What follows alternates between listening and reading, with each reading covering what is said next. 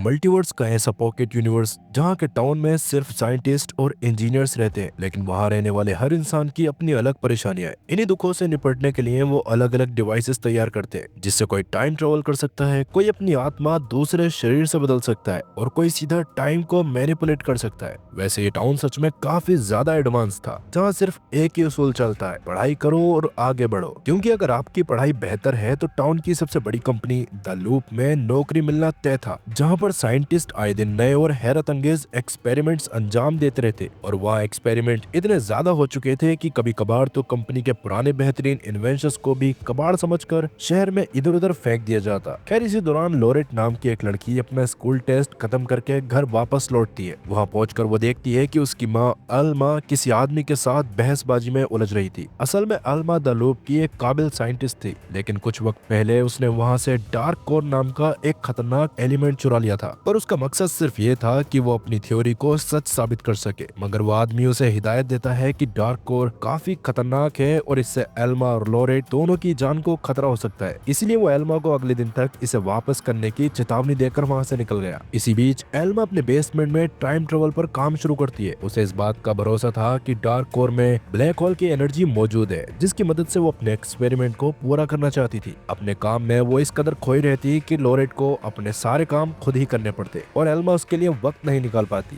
पर लोरेट अपनी माँ से बेहद मोहब्बत करती थी। उसके जहन में अल्मा के करीब आने का बस एक ही रास्ता था कि वो बड़ी होकर द लूप में एक बेहतरीन साइंटिस्ट बने और अपनी माँ के प्रोजेक्ट में उसका हाथ बटाए। एल्मा को लोरेट की ये सोच काफी पसंद आई। दोनों ने खाना खाते वक्त थोड़ी देर बात की, पर तभी एल्मा दोबारा अपने काम में लग गई। आगे जब रात के वक्त लोरेट गाना चलाकर अपने कमरे में डांस कर रही थी, तभी अचानक पूरे घर की बिजली गुल हो गई। उसे नीचे से अजीबोगरीब आवाजें सुनाई देने लगी थी और जब वो नीचे पहुंचती है तो खुलासा होता है कि एल्मा के एक्सपेरिमेंट के दौरान डार्क कोर से अचानक बेहिसाब एनर्जी निकलने लगी थी, जिससे वहां मौजूद खिड़की का कांच भी चकनाचूर हो गया था। तब लोरेट ये मंजर देखकर बुरी तरह डर जाती है और तेजी से अपने कमरे की तरफ भागने लगती है, जहां से वो सुबह तक भी बाहर नहीं आ पाई। वहां सोते समय उसे सपने में वही खौफनाक डार्क कोर नजर आता है और अब अगली सुबह आंख खुलते ही वो सबसे पहले अपने लिए नाश्ता तैयार करती है और बाद में एल्मा के कमरे के बाहर चाय का थर्मस रखकर तुरंत कचरे के डब्बे को घसीटते हुए अपने स्कूल के लिए निकल जाती है। और स्कूल पहुंचकर तो उसकी खुशी का ठिकाना नहीं रहता जब उसे पता चलता है कि कल वाले टेस्ट में उसने बेहतरीन मार्क्स हासिल किए हैं। अब टाउन का असूल था कि जो भी बच्चा अच्छे नंबर लाएगा वो अपनी मार्कशीट दिखाकर द लूप का टूर कर सकता है। इसीलिए लोरेट खुश होते हुए अपनी माँ से मिलने सीधा द लूप कंपनी की तरफ बढ़ने लगती है। मगर वहाँ पहुंचते ही उसके होश उड़ गए, क्योंकि उसे पता चलता है कि अल्मा आज काम पर ही नहीं आई थी। ये वाकई काफी अजीब बात थी। इसलिए लोरेट थोड़ी परेशान होते हुए वापस अपने घर लौटती है, लेकिन घर के करीब पहुंचते ही उसकी आंखें फटी की फटी रह गई। अचानक उसका पूरा का पूरा घर वहां से गायब हो चुका था। घर के प्लॉट के बीचों बीच सिर्फ डार्क कोर का वही हिस्सा पड़ा हुआ था, जिसे उसकी माँ द लूप से चुरा कर लाई थी। तब लोरेट डरते हुए उस हिस्से को उठाती है और अपनी माँ की तलाश शुरू कर देती है। तभी उसे थोड़ी दूर पर अपनी ही उम्र का एक लड़का कोल दिखाई देता है, जो द लूप के एक पुराने कबाड़ रोबोट पर बर्फ फेंक रहा था। लोरेट उससे बात करते हुए अपनी माँ और अपने बारे में सब कुछ बताती है, जो सुनकर कोल तुरंत उसे अपनी माँ के पास ले जाने लगता है। वैसे तो वो अल्मा के बारे में कुछ नहीं जानता था, पर क्योंकि उसकी माँ भी द लूप में एक साइंटिस्ट थी तो कहीं ना कहीं शायद वो लोरेट की मदद कर सकती थी। हालांकि वो भी अपने काम में इतनी ज्यादा बिजी रहती थी कि कोल और उसके बड़े भाई जैकब पर बिल्कुल भी ध्यान नहीं देती थी। इसलिए कोल बस अपना गुस्सा निकालने के लिए उस पुराने रोबोट पर बर्फ फेंक रहा था। खैर, अब जब कोल लोरेट को लेकर अपनी माँ से मिलवाने पहुंचता है तो उस समय भी उसकी माँ काम में इतनी ज्यादा खोई हुई थी कि वो कोल को डांटती है और बिना कोई बात सुने वहां से भगा देती है। इसी दौरान लोरेट घर में कोल के पिता जॉर्ज को भी नोटिस करती है, जिनका एक बायोनिक हाथ था,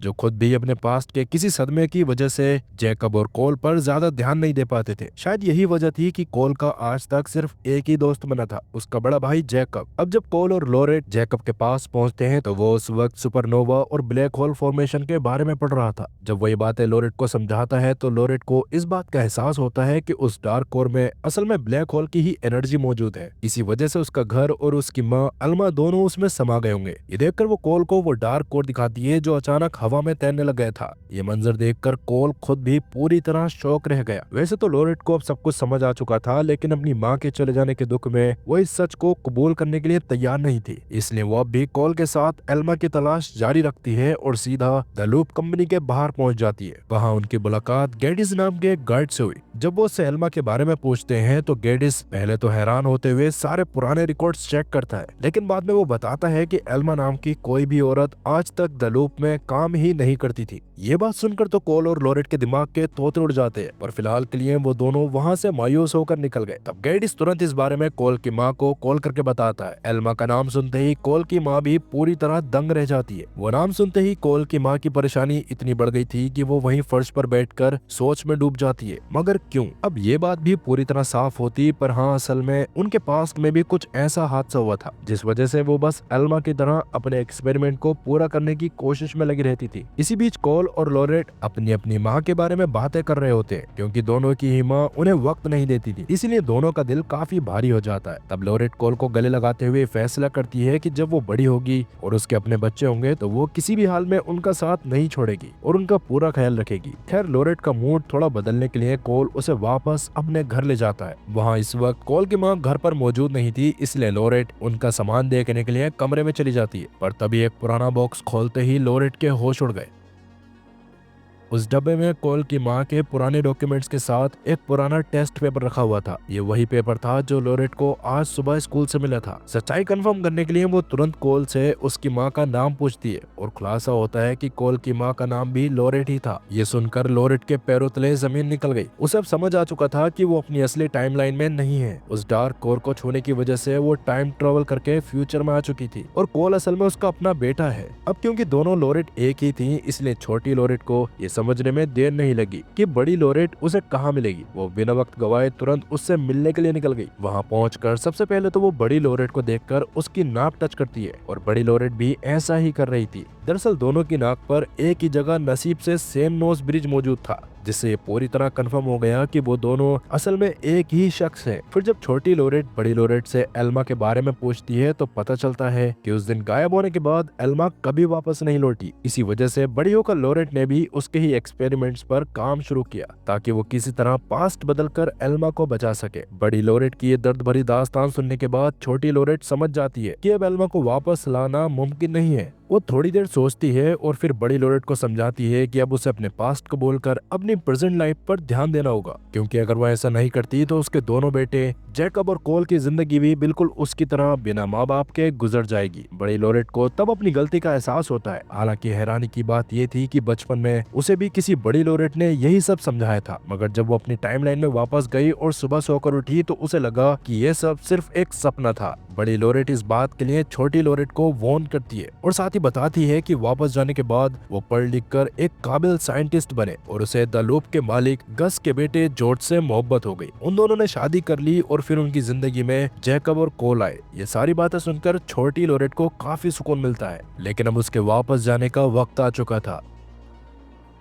इसीलिए बड़ी लोरेट उसे अपने साथ द लूप के सेंटर में ले जाती है, जहां बहुत सारे डार्क कोर्स की मदद से एक स्फेयर बनाया गया था। उस स्फेयर का एक आखिरी हिस्सा छोटी लोरेट के पास था, जिसे वहां लगाते ही वो स्फेयर पूरा हो गया। उसे टच करते ही छोटी लोरेट वापस अपने टाइमलाइन में पहुंच जाती है। उसके जाने के बाद बड़ी लोरेट काफी इमोशनल हो गई और घर पहुंचते ही सबसे पहले कोल को गले से लगा लिया, जिससे कोल को भी बेहद खुशी मिली। लोरेट ने अब अपनी फैमिली पर पूरी तरह ध्यान देना शुरू कर दिया था और उसकी ख्वाहिश थी कि जैकब भी द लूप में एक साइंटिस्ट बने, लेकिन जैकब का दिल तो स्केचिंग में बसता था और वो एक आर्टिस्ट बनने का ख्वाब देखता। हालांकि उसके काफी समझाने के बावजूद लोरेट और जॉर्ज उसे साइंटिस्ट बनने के लिए फोर्स करते रहते, जिस वजह से जैकब काफी परेशान रहने लगा। वो वैसे भी काफी इंट्रोवर्ट था और स्कूल में भी बस डैनी नाम का उसका एक ही दोस्त था। इसी बीच जैकब को अपनी क्लास की मिया नाम की एक लड़की बेहद पसंद आने लगी, मगर उसके अंदर इतनी हिम्मत नहीं थी कि वो मिया के पास जाकर अपने प्यार का इजहार कर सके। वहीं डैनी उससे बिल्कुल उलट था। बेशक वो पढ़ाई में इतना अच्छा नहीं था, पर अपने एक्सट्रोवर्ट नेचर की वजह से क्लास की काफी लड़कियां उसे पसंद करती थी। खैर, एक दिन गिटार प्रैक्टिस के दौरान जब जैकब और डैनी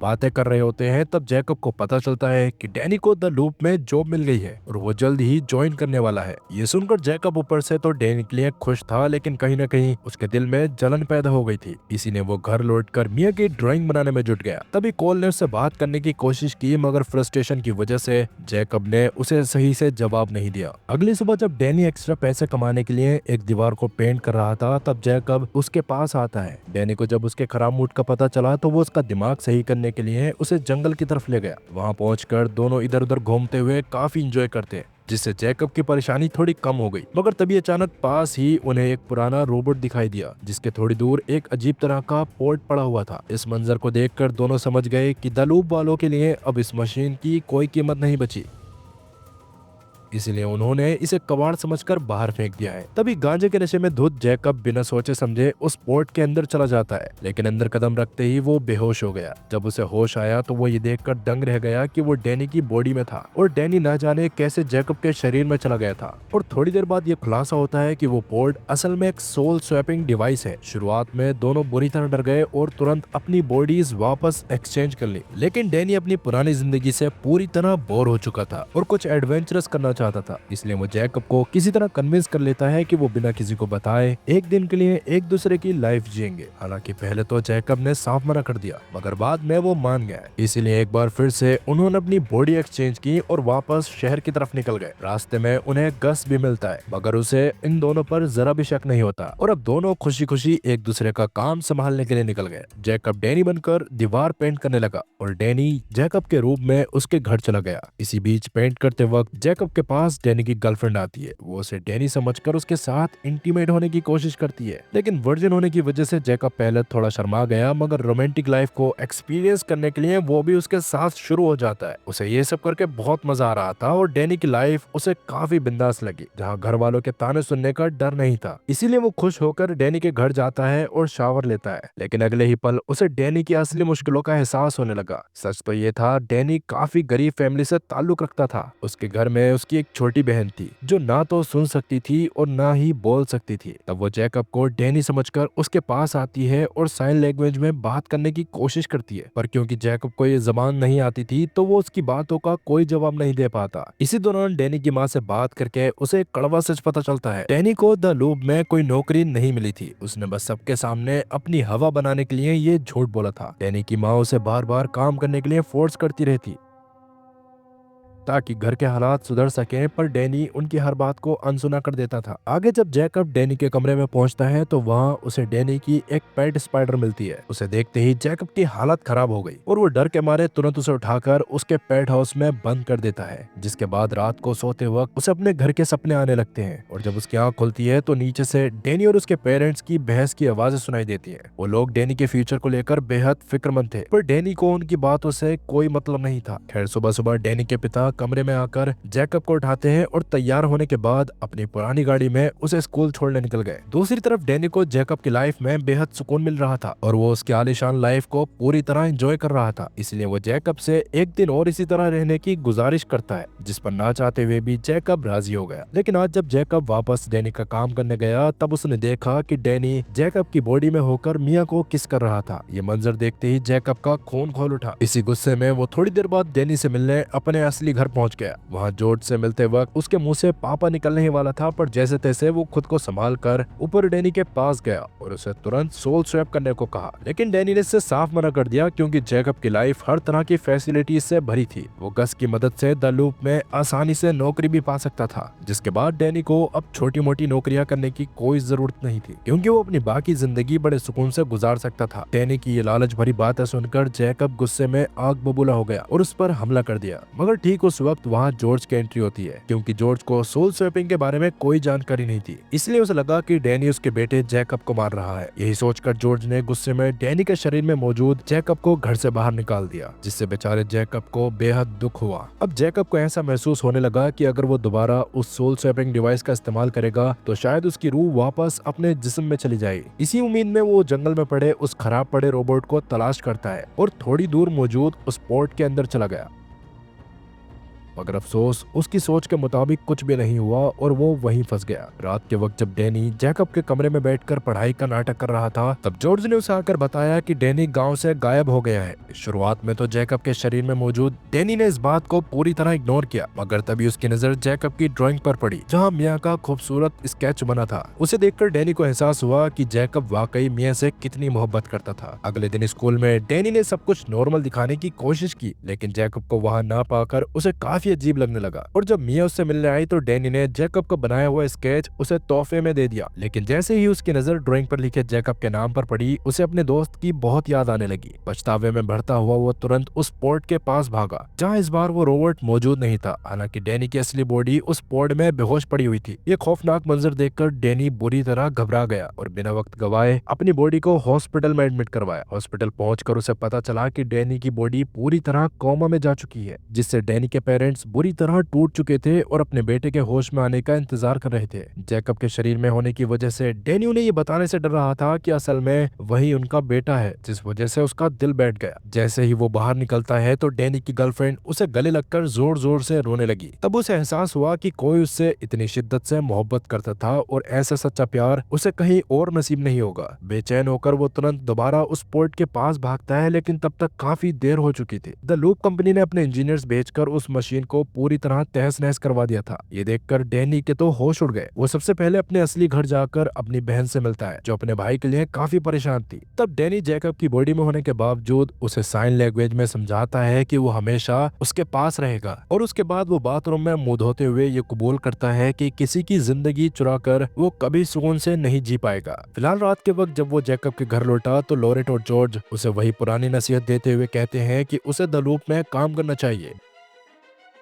डैनी उनकी बात मान तो गया, पर उसका ज़मीर उसे बार बार कोस रहा था। तभी अचानक उसे बाहर से अजीब आवाजें सुनाई देती है, और जब वो नीचे जाकर देखता है तो वहाँ वही खराब रोबोट खड़ा था जो उस पोर्ट के पास पड़ा रहता था। उसे देखकर अचानक डैनी को सारी हकीकत समझ आ गई। सोल स्वैपिंग के लिए उस पोर्ट के पास होना जरूरी था, और जिस वक्त जैकब गुस्से में डैनी की बॉडी लेकर उस पोर्ट में घुसा, वहाँ सिर्फ वो रोबोट मौजूद था। नतीजा ये निकला कि जैकब की रूह अब उस रोबोट के अंदर स्वैप हो चुकी थी, यानी कि उस रोबोट के अंदर जा चुकी थी, और वो हमेशा के लिए एक लोहे के शरीर में कैद होकर रह गया था। तब रोबोट के शरीर में कैद जैकब मायूस होकर वहां से निकल गया और डैनी उसे देखता रह गया। वहीं दूसरी तरफ जैकब यानी डैनी के इस अजीब बर्ताव की वजह से कोल का दिल काफी खराब हो चुका था, इसलिए वो अपना ज्यादातर वक्त अपने ग्रैंडफादर गस के साथ बिताने लगा। एक सुबह जब गस के घर पर कोल की आंख खुलती है तो वो अपने पास रखे एक जार के अंदर कुछ पैसे नोटिस करता है, जिन्हें वो तुरंत उठा लेता है। जिसके बाद कोल अपने दादा के साथ थोड़ी देर गार्डनिंग करता है और फिर वापस अपने घर के लिए निकल गया। कोल के जाने के बाद गस अपनी वाइफ के पास जाकर उसे असल हकीकत बताता है। दरअसल कोल ने काफी सारे जुगनुओं को पकड़कर उस जार में बंद कर दिया था, लेकिन उनमें हवा के लिए छेद नहीं किए थे।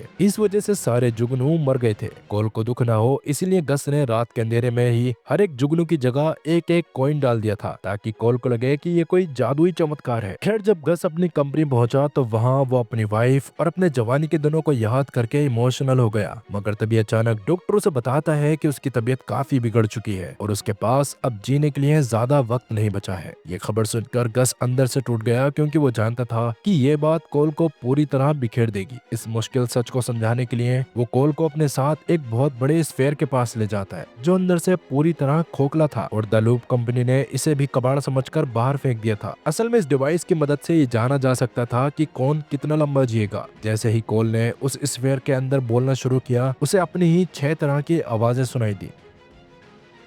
उन सारी आवाजों में अगर कोई फर्क था तो वो सिर्फ एज का था। इसका साफ मतलब था कि कोल अपनी जिंदगी को बहुत लंबे समय तक और बेहतर ढंग से जीने वाला है। मगर अब जैसे ही गस उस डिवाइस के अंदर कुछ बोलता है, वहाँ उसकी अपनी आवाज के अलावा कोई दूसरी गूंज सुनाई नहीं देती। ये खामोशी सुनकर कोल को गस का मकसद समझ आ गया और वो गुस्से में भरता हुआ अपने घर लौट आया। गस की मौत की खबर सुनते ही घर के बाकी लोग भी बुरी तरह परेशान हो गए। उन्हें लग रहा था कि गस के पास कंपनी में कोई न कोई ऐसी टेक्नोलॉजी जरूर होगी जिसकी मदद से वो अपनी उम्र बढ़ा सके। लेकिन हकीकत ये थी कि गस के पास ऐसी कोई जादुई मशीन नहीं थी। इसीलिए वो सबसे गुजारिश करता है कि वो उसकी मौत की सच्चाई को कबूल कर ले। और मरने से पहले गस ने लोरेट को अपनी कंपनी का नया मालिक घोषित कर दिया, क्योंकि उसकी नजर में सिर्फ लोरेट ही इतनी समझदार थी जो इस जिम्मेदारी को निभा सके। पर साथ ही वो उसे एक सबक भी देता है। वो बताता है कि उसने अपनी पूरी जिंदगी सिर्फ काम को दी, जिस वजह से वो अपनी फैमिली को कभी वक्त नहीं दे पाया। और अब जब वो वक्त देना चाहता था तो काफी देर हो चुकी थी। इसीलिए वो लोरेट से अपनी फैमिली को हमेशा फर्स्ट प्रायोरिटी पर रखने का वादा लेता है। जिसके बाद गस वापस कोल के पास जाता है और उसे अंधेरे में एक स्ट्रीट लाइट के नीचे ले गया।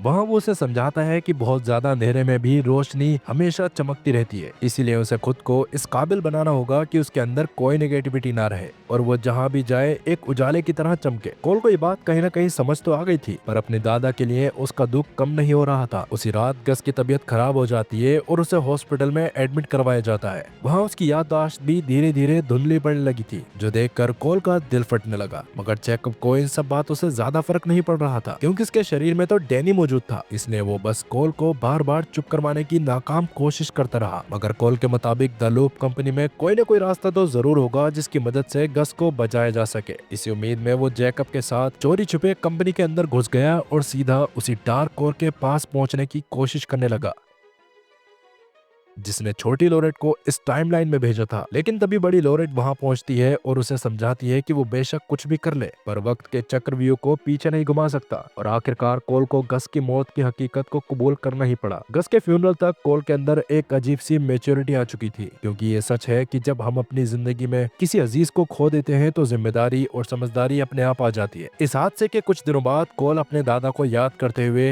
वापस उसी होलोस्फीयर के पास जाता है। जैसे ही वो उसके अंदर बोलना शुरू करता है, उसके सामने फ्यूचर के सारे विजन्स किसी फिल्म की तरह चलने लगे थे। वो देख पाता है कि वो अपने आगे की जिंदगी किस तरह गुजारने वाला है। ये मंजर देखकर उसे सुकून मिलता है और वो समझ जाता है कि द लूप कंपनी वाकई लोगों की फैंटेसीज को हकीकत में बदलने की ताकत रखती है। खैर, अब कोल अपने घर लौटा और अपने पिता के पुराने सामान की छानबीन करने लगा। तब सामान को देखते हुए वहाँ उसे एक स्टन रोड मिलती है। वो भी उसका इस्तेमाल करने ही वाला था कि अचानक जॉर्ज वहाँ पहुँच गया और उसके हाथ से वो रोड छीन ली। और कोल को वहाँ से भेजने के बाद जॉर्ज उस पल के बारे में सोचने लगा जब वो इसी स्टन रोड के साथ एक बेहद खतरनाक आइलैंड पर फंस गया था। उस समय जॉर्ज के सिर्फ दो दोस्त हुआ करते थे, जिन्होंने उसे बताया था कि शहर के पास मौजूद एक आइलैंड पर कोई खौफनाक मॉन्स्टर रहता है। पूरे शहर में उस मॉन्स्टर की चर्चा होती रहती थी। शुरुआत में तो जॉर्ज को उनकी बातों पर यकीन नहीं आया, लेकिन एक दिन जब उसने खुद एक डिवाइस बनाकर आइलैंड से आ रहे सिग्नल्स को डिकोड किया तो उसके होश उड़ गए। उस डिवाइस से वाकई किसी मॉन्स्टर की दहशतजनक चिल्लाने की आवाजें आ रही थी। इस वजह से जॉर्ज और उसके दोस्तों की चाहत काफी बढ़ जाती है और वो तीनों अगले ही दिन एक बोट लेकर उस रहस्यमय आइलैंड पर पहुंच गए। और किनारे पर उतरते ही जॉर्ज वहां लगे वार्निंग साइंस को ध्यान से देख रहा था कि तभी उसके दोनों दोस्तों ने प्रैंक करने के लिए बोट स्टार्ट की और उसे वहीं अकेला छोड़कर निकल गए। ये देखकर जॉर्ज बुरी तरह घबरा गया और उन्हें बुलाने के लिए पानी में उतर गया। मगर तभी पानी में मौजूद एक समुद्री सांप ने उसके बाएं हाथ पर काट लिया था। अब जॉर्ज के पास वापस जाने का कोई रास्ता नहीं बचा था, इसलिए वो अपनी उसी स्टन रोड को लेकर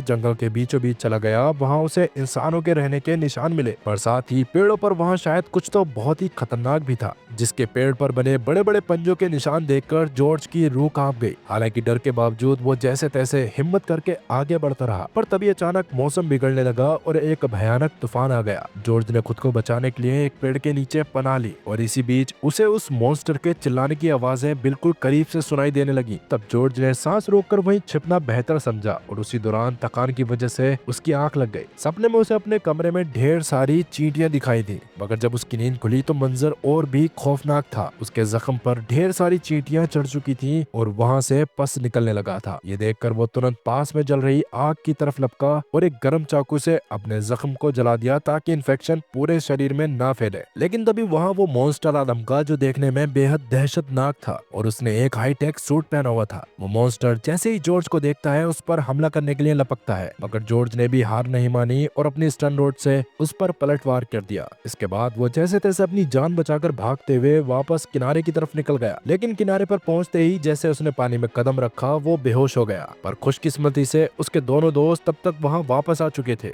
और उन्होंने जॉर्ज की जान बचा ली थी। हालांकि जख्म में इन्फेक्शन इस कदर फैल चुका था कि हॉस्पिटल पहुंचने पर डॉक्टर्स को उसका बाएं हाथ काटना पड़ा। इस हादसे से उसकी माँ काफी हद तक टूट चुकी थी और जॉर्ज खुद भी गुस्से और पछतावे में जल रहा था, इसलिए उसने अपने उन दोस्तों से हमेशा के लिए रिश्ता तोड़ लिया। बाद में जॉर्ज को एक नई जिंदगी देने के लिए गस ने कंपनी की मदद से उसके लिए एक बायोनिक हाथ तैयार करवाया। वैसे तो गस अपने काम में बेहद बिजी रहता था, मगर उसे उस आइलैंड के मॉन्स्टर के बारे में कोई गहरा राज मालूम था, इसलिए उसने जॉर्ज के पास जाकर उसे एक सख्त हिदायत दी कि वो इस बारे में किसी से भी जिक्र न करे। जॉर्ज ने बात मान ली और वक्त के साथ उसकी जिंदगी नॉर्मल हो गई। वो बड़ा हुआ और उसकी शादी लॉरेट से हुई। लेकिन इतने साल गुजरने के बाद भी उसे अक्सर उस आइलैंड के खौफनाक सपने आते जो उसके लिए गहरा सदमा बन चुके थे। वो गस से हमेशा उस आइलैंड की हकीकत पूछना चाहता था, मगर अब गस इस दुनिया में नहीं रहा था। आखिरकार प्रेजेंट टाइम में जॉर्ज इस बारे में बात करने अपनी माँ के पास जाता है, जहाँ उसे एक हैरत अंगेज सच पता चलता है। असल में उस आइलैंड पर कोई मॉन्स्टर था ही नहीं। वो जिसे मॉन्स्टर समझ रहा था वो दरअसल फर्स्ट जनरेशन का एक ह्यूमनॉइड रोबोट था, जिसे उसके पिता गस ने ही बनाया था। लेकिन उसके इंसानी जज्बात और अजीब बनावट की वजह से लोग डर गए थे, इसीलिए गस ने उसे उस आइलैंड पर छोड़ दिया। वहां रहकर भी वो रोबोट बिल्कुल एक इंसान की तरह रहने लगा था। उसने जॉर्ज पर हमला सिर्फ इस वजह से किया था क्योंकि उसके हाथ में हथियार था, और एक आम इंसान की तरह वो रोबोट भी उस स्टन रोड को देखकर डर गया था। ये जानकर तो जॉर्ज को काफी अजीब लगने लगा, क्योंकि बचपन से वो जिसे शैतान समझता रहा वो बस लोगों का सताया हुआ एक मशीन का टुकड़ा था। उसे अब एहसास हो गया था कि अगर वो अब किसी को ये बताएगा भी तो कोई भी उस पर यकीन नहीं करेगा। खैर, अब सच्चाई जानने के बाद जॉर्ज डिसाइड करता है कि वो अपने डर को हमेशा के लिए खत्म करके रहेगा। इसीलिए वो रात के अंधेरे में ही तुरंत उस आइलैंड की तरफ निकल गया ताकि उस रोबोट से मिल सके। वहां पहुंचकर वो देखता है कि वो रोबोट अब भी वहीं मौजूद था, बस उसके कपड़े पूरी तरह फट चुके थे और जॉर्ज के पुराने हमले की वजह से उसका बायां हाथ भी काम करना बंद कर चुका था। जैसे ही वो रोबोट जॉर्ज को देखता है वो पूरी दुश्मनी में उस पर झपटने की कोशिश करता है, मगर तभी जॉर्ज ने अपना बायोनिक हाथ नीचे गिरा दिया। ये देखकर वो रोबोट रुक गया। उसे समझ आ गया कि जॉर्ज ने भी उस हादसे में अपना हाथ खो दिया था। ह्यूमन इमोशंस की वजह से उस रोबोट को जॉर्ज के लिए काफी बुरा लगता है। इस तरह अपने ट्रॉमा से आजाद होकर जॉर्ज जब घर लौटा तो वो बेहद खुश था। लेकिन दूसरी तरफ डैनी के पिता एड अपने बेटे की हालत देखकर घुट रहे थे। उनके हिसाब से उनका असली बेटा डैनी कोमा में था, और असली डैनी जो फिलहाल जैकब की बॉडी में था अभी तक इतनी हिम्मत नहीं जुटा पाया था कि अपने बाप को सच बता सके। हॉस्पिटल के बिल्स बढ़ते जा रहे थे, जिस वजह से एड की परेशानियां भी बढ़ती गईं। यहाँ तक कि अब उसके और उसकी वाइफ के बीच रोजाना झगड़े शुरू हो गए थे। इसके अलावा उसकी बेटी के बोल और सुन ना पाने की वजह से स्कूल में बच्चे उसे तंग करते, जिसका दोष एड खुद को देता था। उसका मानना था कि अपनी फैमिली को प्रोटेक्ट करना सिर्फ उसकी जिम्मेदारी है। जब डैनी को इस बात का एहसास हुआ तो वो रोज रात को छुप छुप कर जाकर अपनी बहन से मिलने लगा, लेकिन चोरी छिपे आने जाने की वजह से एड को शक होने लगा कि उनके घर पर चोरों की नजर है। उसने पुलिस में शिकायत तो की, पर रिश्वत के पैसे ना होने की वजह से किसी ने उसकी एक न सुनी। आखिरकार कुछ बड़ा सोचकर एड ने अपने बॉस से एडवांस पैसे मांगे और अपनी फैमिली की हिफाजत के लिए घर में एक अजीमोशान रोबोट लेकर आया। ये रोबोट कोई आम मशीन नहीं थी, इसे एड अपनी बॉडी से सिंक करके किसी भी तरह मूव करवा सकता था। इसी रोबोट की मदद से एड ने अब रातों को जगकर अपने घर की चौकीदारी शुरू कर दी थी। एक रात डैनी चोरी छुपे उनके गैरेज में अपनी बहन के वो पुराने खिलौने रखने जाता है जो स्कूल के बच्चों ने उससे छीन लिए थे। अपने खिलौनों को देखकर उसकी बहन खुशी खुशी गैरेज की तरफ भागती है, मगर एड को इस बात का जरा भी अंदाजा नहीं था। उसे लगा कि शायद चोर घर में घुस आए हैं, और इसी गलतफहमी में वो अपने भारी भरकम रोबोट से गैरेज के दरवाजे पर एक जोरदार मुक्का मारता है। किस्मत अच्छी थी कि उसकी बेटी की जान जाते जाते बची। एड की इस खतरनाक हरकत से उसकी बीवी बुरी तरह डर गई और दोनों के बीच एक भयानक बहस छिड़ गई। हालांकि उसी वक्त घर की बिजली गुल हो जाती है और पता चलता है कि पुरानी वायरिंग बदलवाने की सख्त जरूरत है। एड की बीवी उसे मशवरा देती है कि वो उस रोबोट को बेच दे और उन पैसों से घर की वायरिंग सही करवाए, मगर एड उस रोबोट को खोने के लिए तैयार नहीं था, जिस वजह से उसकी बीवी गुस्से में अगले ही दिन बेटी को लेकर अपने मायके चली गई। डैनी को जब ये पता चला तो उसका दिल बैठ गया। उसे एहसास हुआ कि ये सब उसकी खुदगर्जी का नतीजा है। उसके माँ बाप उस बेजान शरीर को अपना बेटा समझकर उस पर अपनी सारी जमा पूंजी लुटा रहे थे, जबकि असली डैनी तो जैकब बनकर घूम रहा था। पर अब वक्त निकल चुका था, इसीलिए डैनी इस गिल्ट के साथ घुट घुट कर जीने लगा। कुछ वक्त बाद थोड़ी मेहनत करके उसे आखिरकार द लूप में नौकरी मिल गई, लेकिन अब वो 18 साल का हो चुका था, इसलिए घर वालों ने उसे इंडिपेंडेंट बनने के लिए बाहर भेज दिया।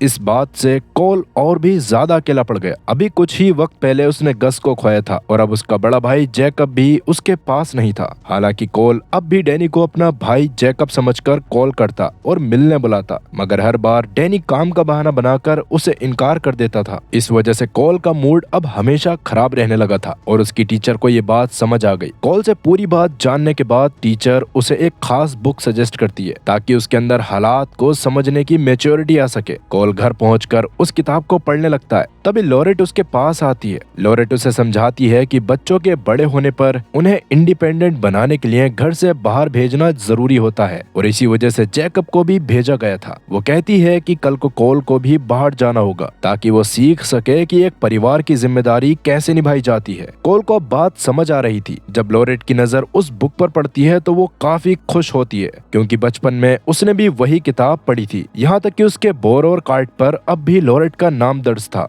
खैर अगले दिन कोल को फिर से अपने भाई जैकब की याद सताने लगी। वो सब्र नहीं कर पाता और सीधा डैनी के फ्लैट के बाहर पहुंचकर उसे पुकारने लगता है, जिस दौरान डैनी को मजबूरन अपनी गर्लफ्रेंड के साथ इंटीमेट होने का प्रोग्राम कैंसिल करके कोल से मिलना पड़ा। दोनों की बातों के दौरान डैनी आखिरकार टूट गया और सारी सच्चाई उगल देता है। ये सुनकर कोल के पैरों तले जमीन निकल गई। उसे बेहद दुख हुआ और डैनी पर गुस्सा भी आया। तब डैनी माफी मांगते हुए उसे उस रोबोट की फोटो दिखाता है जिसके अंदर जैकब की रूह कैद थी। फोटो देखते ही कोल को सब समझ आ गया कि क्यों वो रोबोट अक्सर उसे दूर से निहारता रहता था। वो वाकई उसका बड़ा भाई जैकब ही था। ये राज खुलते ही कोल बिना वक्त गवाए लोरेट को बताने के लिए कंपनी भागता है, पर वहाँ पता चलता है कि लोरेट किसी काम से दूसरे शहर गई हुई है। लेकिन कोल अब एक पल का भी इंतजार नहीं करना चाहता था, इसीलिए वो तुरंत उस रोबोट जैकब को ढूंढने के लिए घने जंगल की तरफ निकल गया। जंगल में थोड़ी ही देर भटकने के बाद कोल को आखिरकार वो रोबोट मिल गया। उसे देखते ही कोल ने बिना सोचे समझे उसे जोर से गले लगा लिया। अब जैकब को भी समझ आ चुका था कि उसके भाई को सारी हकीकत पता चल गई है। इसके बाद दोनों ने मिलकर पुरानी यादों की तरह गेम्स खेले और खूब मस्ती की। हालांकि लोहे का शरीर होने की वजह से जैकब बोल नहीं सकता था, पर वो अपने इशारों से कोल की हर बात का जवाब दे रहा था। अब कोल के जहन में बस एक ही उम्मीद थी, उसकी माँ लोरेट, जो शायद जैकब को दोबारा इंसान बना सके। इसीलिए दोनों ने जंगल के रास्ते शहर की तरफ रुख किया। रास्ते में उन्हें एक पूरी तरह जमी हुई नदी मिली जिसे देखकर वो दंग रह गए, पर बिना वक्त गंवाए उसे पार करके आगे निकल गए। काफी देर तक चलने के बाद भी जब शहर नजर नहीं आया तो थकान की वजह से कोल वहीं जमीन पर लेट गया। तब जैकब पूरी रात एक सच्चे पहरेदार की तरह उसकी हिफाजत करता रहा। सुबह होते ही दोनों ने दोबारा सफर शुरू किया, मगर तभी उनका सामना एक खूंखार वाइल्ड रोबोट से हो गया। उस रोबोट ने कोल को देखते ही हमला कर दिया, लेकिन जैकब अपनी मौत की परवाह किए बिना उससे भिड़ गया। अपनी मशीन वाली ताकत और इंसानी दिमाग के मेल से जैकब ने उस वाइल्ड रोबोट को धूल चटा दी। लेकिन इस लड़ाई में जैकब को गहरी चोटें आई थी। कोल ने शुरू में नोटिस नहीं किया, पर जैकब का एक पैर अब सही से काम नहीं कर पा रहा था। जब रास्ते में एक गिरा हुआ पेड़ आया तो जैकब उसे पार करने में लाचार महसूस करने लगा। जब उसने अपनी बची कुची ताकत लगाकर उसे क्रॉस करने की कोशिश की तो उसका शरीर दो हिस्सों में फट गया और इस बार वाकई जैकब की मौत हो गई। अपने भाई को इस हालत में देखकर कोल का कलेजा फट गया और वो वहां बैठकर जोर जोर से रोने लगा। लेकिन अब एक समझदार बच्चे की तरह कोल ने जैकब के पसंदीदा पाइन कोन्स इकट्ठा करे और उन्हें उसकी बॉडी के चारों तरफ सजा दिया ताकि वो अपने भाई को आखिरी श्रद्धांजलि दे सके। अब जब जैकब ही नहीं रहा तो शहर जाने का कोई मकसद ही नहीं बचा था, इसलिए कोल वापस अपने टाउन की तरफ लौट गया।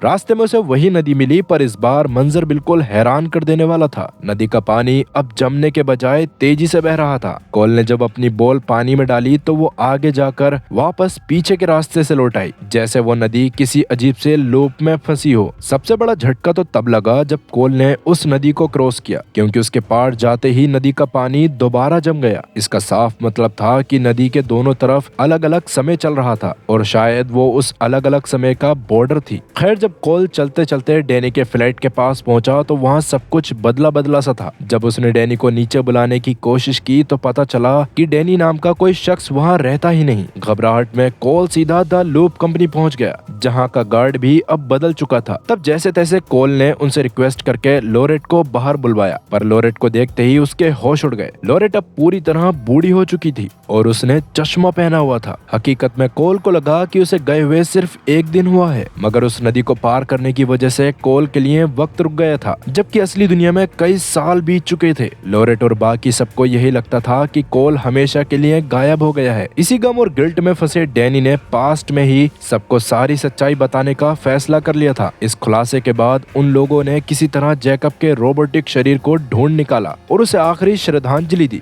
मगर कोल को जमीन खा गई या आसमान निकल गया, इसका किसी को इल्म नहीं था। और वक्त गुजरने के साथ बीमारी की वजह से कोल की दादी इस दुनिया से जा चुकी थी और उसके कुछ समय बाद जॉर्ज भी चल बसा था। ये सब सुनने के बाद कोल का दिल भर आया, क्योंकि इतने सालों तक लोरेट को बिल्कुल अकेला रहना पड़ा था और उसकी शख्सियत पूरी तरह बदल चुकी थी। हालांकि लोरेट ने अपने परिवार से जो वादा किया था, उसने मरते दम तक कहीं ना कहीं उसके दिल में ये उम्मीद बरकरार थी कि एक दिन कोल वापस जरूर लौटेगा। इन बीते बरसों में लोरेट तो बूढ़ी हो गई, पर कोल आज भी उसके लिए वही पहले जैसा मासूम बच्चा था।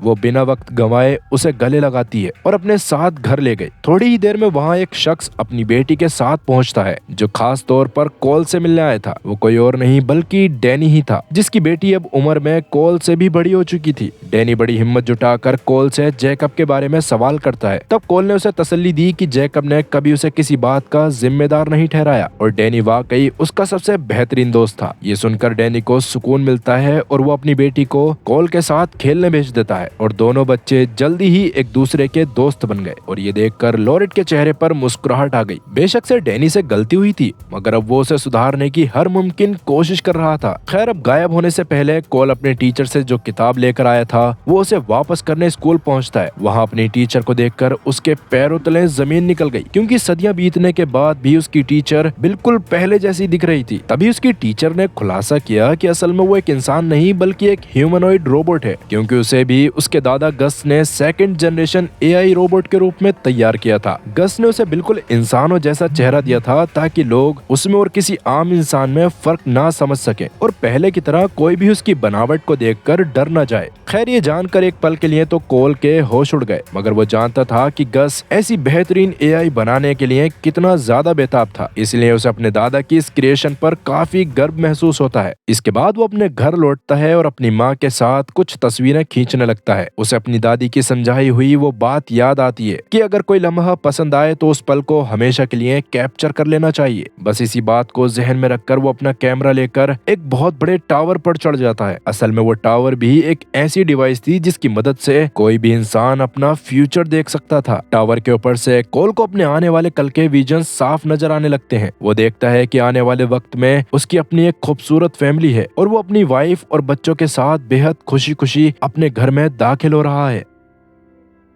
ये मंजर देखकर उसे यकीन हो गया कि अगर वो अपनी जिंदगी अपने हिसाब से जिएगा तो फ्यूचर में वो पक्का बहुत ज्यादा खुश रहेगा। और बस यही सोचते हुए वो उन लम्हों की फोटो खींचता है और इसी के साथ ये कहानी भी यहीं पर खत्म होती है।